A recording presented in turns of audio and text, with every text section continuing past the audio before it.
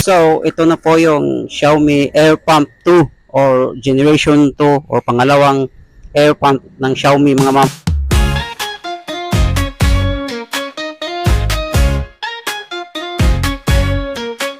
朝の電車ギュッと押し込むまるでイワシかね笑っちゃうスマホで猫動画涙目笑顔のエクササイズ健康かなコンビニの前コーヒー片手ウインクしちゃったまたやっちゃったおしゃれなパンダのパンツ姿ビジネスマンも驚くね今日はハッピーネスデイ大きな声で歌いませんか毎日がふわふわのケーキ一口ずつ味わおう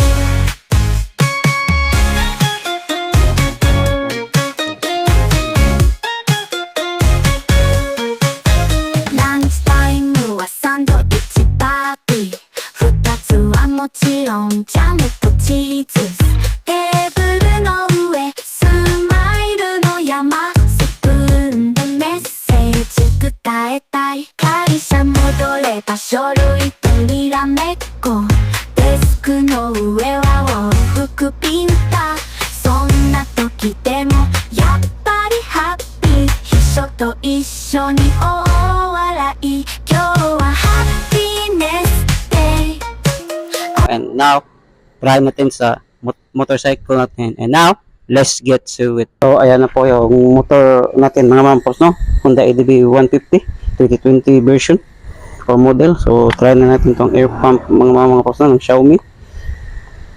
So, makikita ba sa screen? Hindi ko alam kasi maliwanag eh. So, basta kailangan lang natin ng 30 PSI mga mampaps na kasi 30 naman yung gulong ng likuran ng Honda EDV 150 mga mampaps na.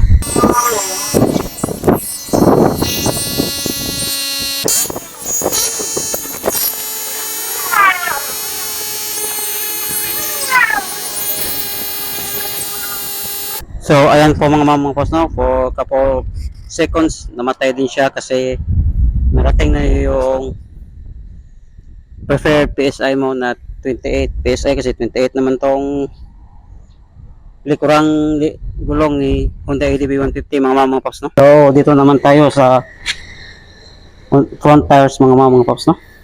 Need natin ng 28 PSI kasi 28 PSI naman tong karga ng or stock pressure ng front tires ni Honda EDV 150 mga paps, no?